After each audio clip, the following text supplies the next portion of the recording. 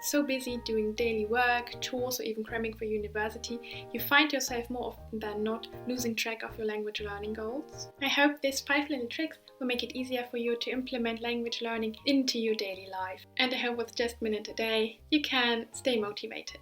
Tip number 1. I would always start with passive immersion.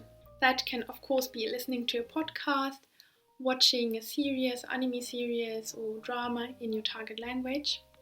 And for us Otome gamers, listening to a drama CD. Especially listening you can do whenever, like when you're out for a walk, when you're commuting, when you're washing the dishes, when you're drawing your kanji. You can do it anytime. And I even wouldn't shy away from it if you don't understand much, because you will see that the longer you listen to a podcast, the longer you listen to your favorite voice actors in the drama CD, the more you will recognize words. And even if you just recognize this or tabimasu, that's fine. For example, my favorite podcast for beginners was Nihongo con Teppei, Japanese podcast for beginners. And at first I didn't understand anything, and after half a year I could understand almost everything. Or you can also watch Japanese YouTubers, either like gaming YouTubers. For example, I like the Japanese reviewer and YouTuber Ryoko, and I can also try to watch a Japanese video about Otome games. Or dedicated language learning YouTubers.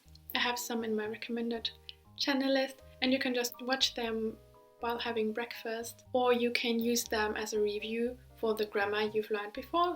So you can search YouTube for the grammar point you want to rehearse on, and then just watch a little video about it. Another way to passively immerse, especially in gaming, is obviously play a game in Japanese. You know my list about best beginner Otome games, or watch my translation videos and just passively listen to it and maybe you still learn something from it.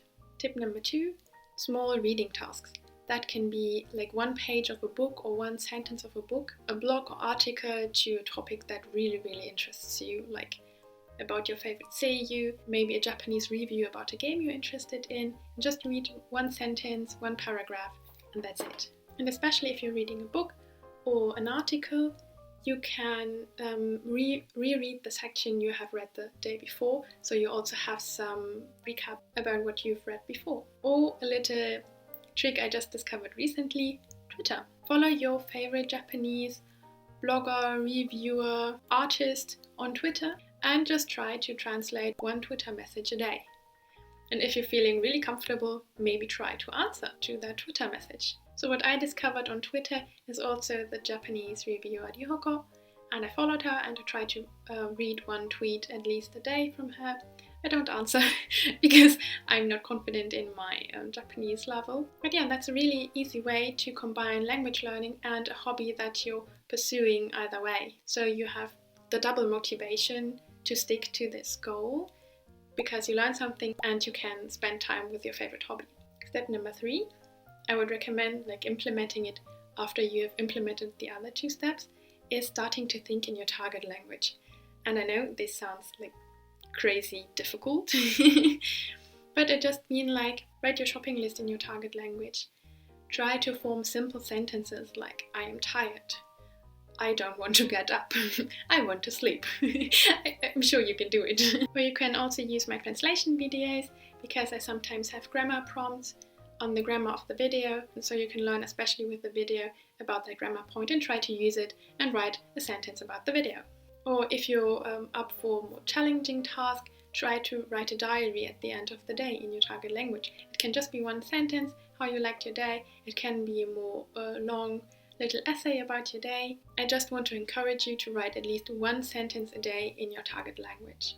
Step number 4, that can be easily combined with all the other steps, is if you want to learn more actively, look at 1 grammar point a day, just 1, and maybe 5 vocabulary in your Anki decks, and that's it.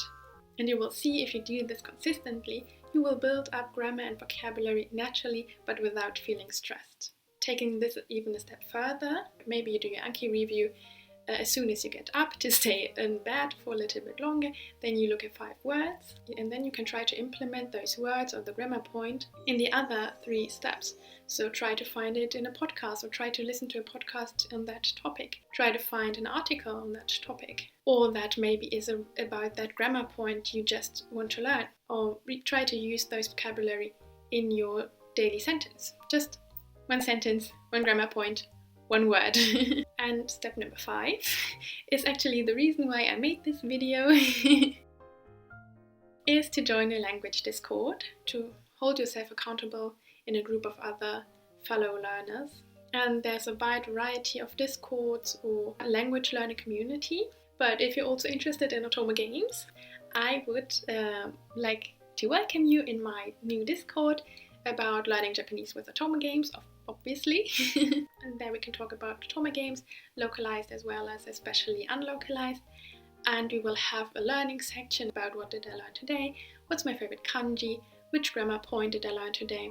We have a translation help section, especially for playing games. So you can ask if you didn't understand something, and you can just share your progress, write your daily sentence always about an Otome game in a safe and hopefully friendly environment. Those are the 5 daily tips I hope you can implement in your daily life. And if you want to know more about how to learn Japanese with games, you can go watch this video where I explain how I learned Japanese with games. See you then, bye!